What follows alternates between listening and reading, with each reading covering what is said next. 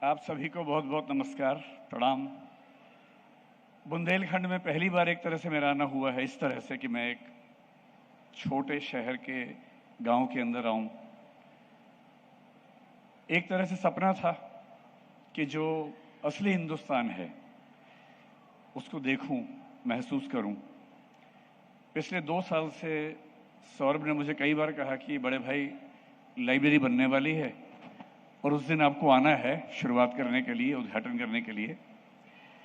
तो मेरे मन में ये था कि एक छोटी सी लाइब्रेरी होगी, 10-15 लोग होंगे, वहाँ जाना होगा और एक छोटा सा कार्यक्रम होगा, उसके बाद वहाँ से वापस आएंगे। पर जैसे जैसे बात बढ़ी, कुछ दिन पहले से खबरें सुनने को मिली कि 10,000 लोग आने वाले हैं। फिर पता लगा, कल जब मैं आया तो कई शहरों में बड़े बड़े होर्डिंग लगे हुए हैं। मैंने बहुत आयोजन देखे हैं, अस्पताल का, स्कूल का, होटल का, पर लाइब्रेरी, वो भी नॉट फॉर प्रॉफिट, इतने बड़े पैमाने पर सम्मान की वस्तु बने, ये हमारे समाज में शायद पहली बार हुआ है।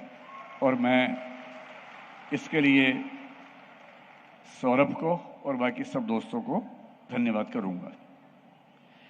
मैं जानता हूं कि समय कम है और आप बहुत थक चुके हैं, बहुत सारे वक्ता बोल चुके हैं, बहुत सारे बोलने बाकी हैं। तो मैं क्योंकि टीचर हूं, मुझे क्लास में बच्चों के चेहरे देख के समझ में आता है कि कितना बोलना चाहिए, कितना नहीं बोलना चाहिए। तो मैं बहुत कम 5-7 मिनट कुछ बातें करके, और फिर मैं चाहूँगा कि बाकी वक्ता और फिर कुमार विश्वास भी हैं, तो उनके लिए ज़रूरी है कि आपके पास इतना समय हो कि आप उनको सुन सकें, आनंद ले सकें। ऐसे आयोजनों में सबसे बड़ी चिंता की बात ये होती है कि शुरू तो हो गया, 20,000 लोग भी आ गए, मंच पर बड़े बड़े नामी लोग भी आ गए, नेता भी आए, अभिनेता भी आए, सब आए। ये तो एक दिन की बात है। आज शाम होते होते ये पंडाल खत्म हो जाएगा, शाम होते होते आप अपने घर चले जाएंगे। उसके बाद क्या होगा?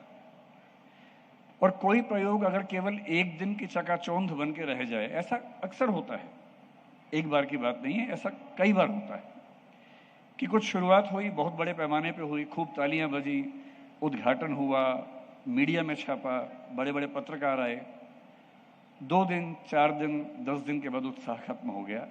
आयोजकों का तो पता नहीं हुआ कि नहीं हुआ, समाज का उत्साह खत्म हो गया। मेरा सपना है कि ऐसी स्थिति इस प्रयोग की ना हो, और उस बात को समझाने के लिए केवल एक छोटी सी कहानी सुना के बात समाप्त करूंगा। उस कहानी में एक किरदार आप भी हैं, थोड़ा मैं भी हूं, ज्यादा सौरभ हैं। कहानी एकदम सच्ची कहानी है, रियल स्टोरी है, और वो आपको ये समझा सकती है कि इस लाइब्रेरी का भविष्य क्या हो सकता है, बशर्ते आप उसके लिए अपनी जिम्मेदारी निभाएं। 1999 की बात है, रियल बात है, कहानी नहीं है, रियल इंसिडेंट है। एक व्यक्ति थे जो NIIT नाम के संस्थान में दिल्ली में पढ़ाया करते थे, प्रोफेसर थे। उनका नाम है प्रोफेसर सुगत मित्रा। सुगत मित्रा पढ़ा रहे थे और ठीक अपना जीवन चला ही रहे थे, और उनके मन में एक सपना था कि जितना मैंने पढ़ा सीखा, अगर वो सिर्फ मेरे काम आया तो फिर उसमें सुख किस बात का है? क्या मैं अपनी शिक्षा को उन लोगों तक पहुंचा सकता हूं जिनके पास शिक्षा का क ख ग भी नहीं है, शुरुआत भी नहीं है? और ये वो समय है जिस समय भारत में कंप्यूटर्स का डेवलपमेंट होना शुरू हुआ था। राजीव गांधी की सरकार में कंप्यूटर्स को लाया गया था, और 1999 जब हम UPSC की तैयारी भी कर रहे थे, कंप्यूटर एक जाना पहचाना चेहरा था। ईमेल क्या होता है समझ में आने लग गया था, और ये लग रहा था कि कंप्यूटर के बिना दुनिया चलेगी नहीं। उन्होंने एक एक्सपेरिमेंट किया। अपने इंस्टीट्यूट के पीछे एक झुग्गी बस्ती थी, कालका जी दिल्ली में जगह है, शायद आप जानते होंगे। उस बस्ती की तरफ दीवार में एक छेद करवा दिया, सिर्फ दीवार में एक छेद करवाया, और एक कंप्यूटर अपने इंस्टीट्यूट के अंदर ही दीवार के पास रखवा दिया। इतना ही किया बस।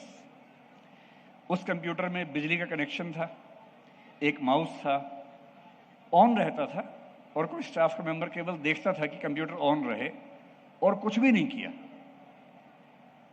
जो झुग्गी के बच्चे थे, गरीब बच्चे थे, उनको कंप्यूटर दिख रहा था, वो छू सकते थे, लेके जा नहीं सकते थे उसको।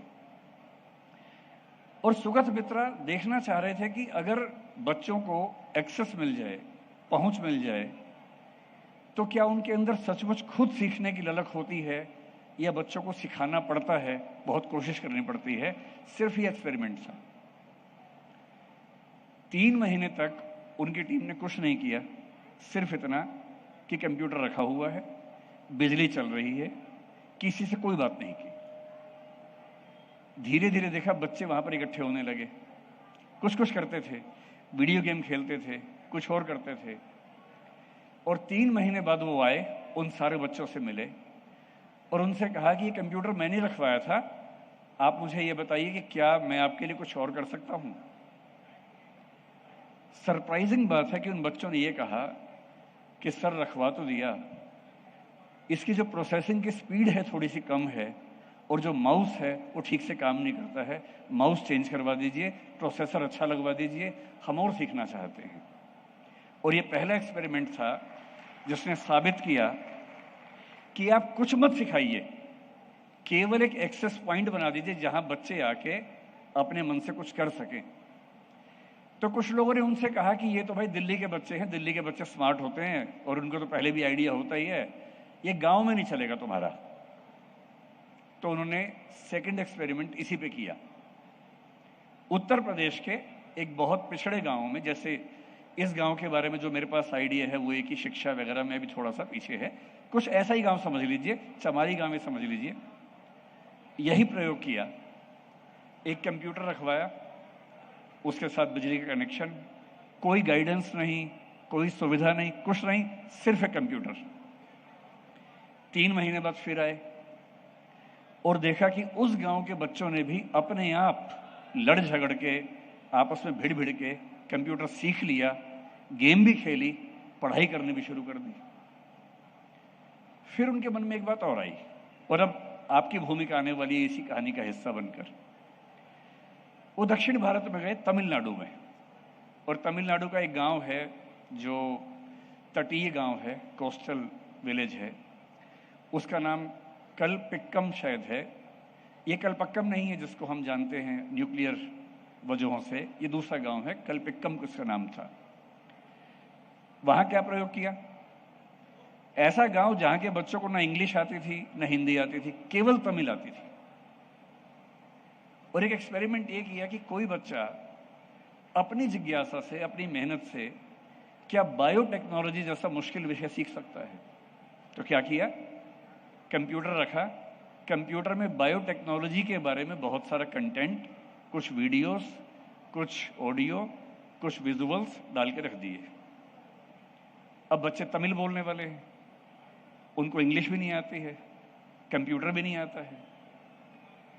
2-3 महीने के बाद जब रिसर्च हुई, बच्चों से बात हुई, तो एक बच्ची ने जो 12 साल की थी, उसने ये कहा कि सर मुझे ये तो समझ में आ गया है कि जेनेटिक म्यूटेशन कैसे होता है, लेकिन अभी भी जेनेटिक म्यूटेशन की कुछ बारीक बातें नहीं समझ पा रही हूं, इसके लिए मुझे आपकी और मदद चाहिए। तो उस बच्चे का टेस्ट लिया गया, और जब टेस्ट लिया तो पाया गया कि किसी अच्छे अंग्रेजी माध्यम के स्कूल में पढ़ने वाले बच्चों की तुलना में 30% लेवल इन बच्चों ने बिना किसी सुविधा के, केवल एक कंप्यूटर के होने से खुद अचीव कर लिया।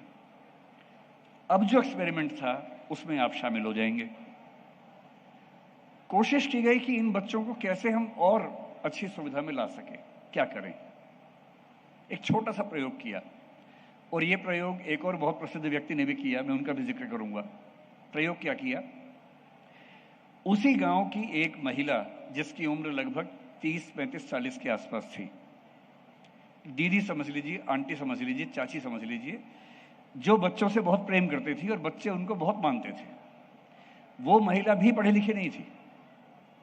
उस महिला से कहा कि आपको सिर्फ एक काम करना है, ये बच्चे लाइब्रेरी में आएंगे, ये बच्चे कंप्यूटर पे खेलेंगे, इनको इंग्लिश नहीं आती, तमिल में कुछ कुछ करते रहेंगे, ये जो कुछ भी करते रहें, बस तुम खड़ी रहना और बीच बीच में इनकी पीठ थपथपा देना, इनका हाल पूछना और शाबाशी देते रहना। कुछ भी करें बोलना वाह बेटा बहुत अच्छा कर रहे हो, शाबाश। इतना ही करना है बस। और 2 महीने बाद देखा गया कि केवल उस शाबाशी की वजह से, इसको ग्रैंड मदर मेथड कहा गया, केवल उस शाबाशी की वजह से उन बच्चों का स्कोर किसी भी महंगे प्राइवेट स्कूल के बच्चों की तुलना में 50% हो गया, जो पहले 30% था। ये सारे के सारे एक्सपेरिमेंट्स डॉक्यूमेंटेड हैं। और इसी स्कूल से एक बच्चा ऐसा निकला। आज से 2 साल पहले सौरभ और मैं अमेरिका में 2 विश्वविद्यालयों में गए हुए थे वक्ता बन के स्पीच देने के लिए। उनमें से एक दुनिया के सबसे अच्छे विश्वविद्यालयों में से एक येल विश्वविद्यालय है, और येल यूनिवर्सिटी में मुझे ध्यान है बड़ा अच्छा सेशन था। सौरभ, मैं और वहाँ पर जो भारतीय भाषाओं को जानने वाले बच्चे थे वो सारे उसमें ऑडियंस थे। येल को देख के हमें लगा कि काश हम या हमारे समाज के लोग ऐसे विश्वविद्यालय में पढ़ पाते। और अब मैं जो पीछे ला रहा हूँ बात को, उसी एक्सपेरिमेंट में महाराष्ट्र में एक शिरगांव नाम का गांव है जो पालघर इलाके के बीच में है। शिरगांव का एक बच्चा जिसका नाम था अरुण चौहान, इसी कंप्यूटर से अपनी मेहनत से सीखते सीखते ऐसा सीखा कि इवोल्यूशनरी बायोलॉजी में येल यूनिवर्सिटी से पीएचडी करने के लिए उसका सिलेक्शन हुआ, और केवल उस एक कंप्यूटर की वजह से हुआ। मैं जो आपको कहना चाह रहा हूं, ये जो मजमा है इसका सौंदर्य है, एक दिन का सौंदर्य है। अच्छी फोटो आएंगी, आपको भी याद रहेगा कि वाह क्या मजमा जुटा था। बड़े बड़े लोग आए थे, कुमार विश्वास भी आए थे, राज्यसभा के उपसभापति भी आए थे, कैलाश सत्यार्थी जी भी आए थे। पर इस सबका असली सौंदर्य तब है जब ये चीज़ बहुत दूर तक जाए, और ये चीज़ दूर तक तभी जाएगी जब ग्रैंड मदर इफेक्ट वाला काम आप करेंगे। इस लाइब्रेरी में जो बच्ची आएंगी, मुझे जानकारी मिली कि करीब 50 बच्चियों को सौरभ और गुंजन ने गोद लिया है। सौरभ और गुंजन के बारे में थोड़ा सा मैं अंत में बोलूँगा। ये जो बच्चियाँ आएंगी, इन बच्चियों का हौसला तोड़ने के लिए 50 शक्तियाँ काम कर रही होंगी। जब कोई बच्ची अपने घर से निकल के लाइब्रेरी में आएगी तो रास्ते में कम से कम 10 लोग बोलेंगे, क्यों जा रही हो बिना बात के, पागल हो, घर में चौका कर लो, क्यों ये सब कर रही हो। कुछ ऐसे लड़के भी होंगे थोड़ा परेशान भी कर देंगे। समाज के अपने सच होते हैं, उससे हम कैसे बच सकते हैं। अगर आपने उन बच्चियों को शाबाशी दे दे के 1 साल 2 साल 3 साल यहाँ बैठने की आदत डाल दी, तो मैं दावे से कह रहा हूँ कि आज से 10 साल 15 साल के बाद इतिहास में लिखा जाएगा कि एक लाइब्रेरी बनी थी, उस लाइब्रेरी की बच्चियों ने बड़े बड़े काम किए। आईएएस बनना, पीसीएस बनना बड़ी बात नहीं है। बड़ी बात, जैसे कि हमारे उप मुख्यमंत्री महोदय कह रहे थे, कि नौकरी लेने से अच्छा है नौकरी देना, कुछ बड़ा उद्यम करना। एक लाइब्रेरी सौरभ ने बनाई है, ये बच्चे अपनी अपनी लाइब्रेरियाँ बनाएं और धीरे धीरे पूरे बुंदेलखंड का विकास हो। बस मैं अंत में सौरभ के बारे में 2-4 लाइनें कहूँगा। मेरे यहाँ आने का उद्देश्य क्या है? सौरभ मेरा छोटा भाई है, जैसे जाकिर का वो बड़ा भाई है, ऐसे मेरा छोटा भाई है। हमारे बीच का संबोधन ही ये है, वो मुझे फ़ोन करता है, बड़े भाई कैसे हो, मैं बोलता हूँ छोटे भाई अच्छा हूँ। उसकी इच्छा थी, उसकी जिद थी, उसने प्रयोग किया तो आना ही था। पर मेरे आने का एक छिपा हुआ उद्देश्य ये था कि मैं एक एकेडमिक व्यक्ति हूँ, पढ़ता हूँ, पढ़ाता हूँ, जितना समय मिलता है मेरा मन करता है पढ़ता ही रहूँ, कुछ और किताब पढ़ लूँ। पर मैं सोचता हूँ कि मैं एक विश्वविद्यालय या स्कूल शुरू करूँ जिसमें बहुत सारे बच्चों की मदद कर सकूँ, पर अब तक कर नहीं पाया हूँ। उसने मुझसे बाद में सोचा, कर भी दिया। तो मेरे मन में कभी कभी ये आता है कि मैं एक बार यहाँ के देखूँ कि सोचने और करने के बीच का जो अंतराल है उसे कैसे भरा जाता है। और मेरे एक बहुत प्रिय कवि हैं जिनका नाम है मुक्तिबोध। मुक्तिबोध वैसे कवि नहीं है जिनकी बात पे तालियां पड़ती हों। मुक्तिबोध वो कवि हैं जो दिमाग की नसें खोल देते हैं, जो खुद दिमाग की नसों के फटने से मरे थे क्योंकि समाज को लेकर बहुत तनाव में रहते थे। उन मुक्तिबोध की कविता है अंधेरे में। अंधेरे में की 3-4 पंक्तियां हैं। मैं जब भी सौरभ से बात करता हूँ मुझे वो पंक्तियां याद आ जाती हैं। और मैं, क्योंकि आज का दिन बड़ा पवित्र है, महिला दिवस भी है, सौरभ गुंजन की शादी की 15वीं वर्षगांठ है, इन दोनों से बड़ी बात इस लाइब्रेरी की शुरुआत है और मेरे लिए बड़ी बात कि मैं इसका हिस्सा बन पाया। वो जो 3-4 पंक्तियां हैं वो ये हैं, ये सौरभ तुम्हें समर्पित है। कहां पर हो भाई? हाँ, ये सौरभ को समर्पित है। वह रहस्यमय व्यक्ति, ये व्यक्ति बहुत रहस्यमय है मेरे लिए, मैं इसको समझ नहीं पाता। ये कभी भी कुछ भी करता है, जो कुछ भी करता है अच्छा करता है, शानदार करता है। और मेरे व्यक्तिगत जीवन में फिलहाल अभी के जीवन में इतना बड़ा हरफन मौला लियोनार्डो दा विंची जैसा व्यक्ति कोई दूसरा नहीं है, सौरभ ही है। तो मैं बहुत चुपचाप सीखता रहता हूं। तो मुक्तिबोध ने कहा, वह रहस्यमय व्यक्ति अब तक न पाई गई मेरी अभिव्यक्ति है। यानी जो मैं होना चाहता हूं, जो मैं सोचता हूं कि कर सकूं, वो इस रहस्यमय व्यक्ति ने अभी से करके दिखा दिया है। पूर्ण संभावनाओं का निखार वह अनिवार्य आत्मसंभवा। तो मैं चाहता हूं कि सौरभ जैसे इस गांव को मिला, मतलब किसका सौभाग्य मुझे नहीं पता।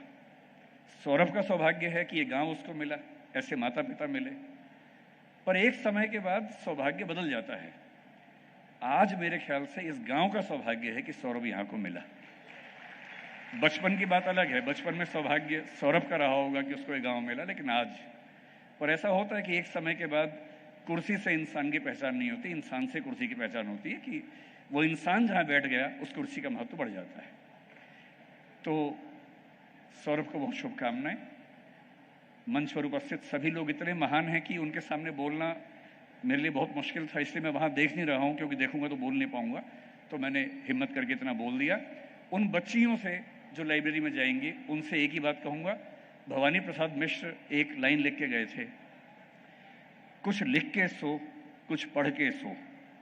देखिए, जिनके पास पुश्तैनी जायदाद है, जिनके माता पिता बहुत बड़े उद्यमी हैं, बिजनेसमैन हैं, जिनके माता पिता नेता हैं, मुख्यमंत्री हैं, एमपी हैं, उनको अगर छोड़ दें तो बाकी सबके पास जिंदगी को बदलने का एक ही रास्ता है और वो है पढ़ाई, और कोई रास्ता नहीं। इसलिए जिस देश की अधिकांश आबादी निम्न वर्ग, निम्न मध्य वर्ग की हो, वहां पढ़ाई से अच्छा कोई रास्ता नहीं है अपनी जिंदगी को अपने हिसाब से जीने का। पढ़ना जरूर है। डॉक्टर अंबेडकर ने बड़ी गहरी बात कही थी, खाने के पैसे हो ना हो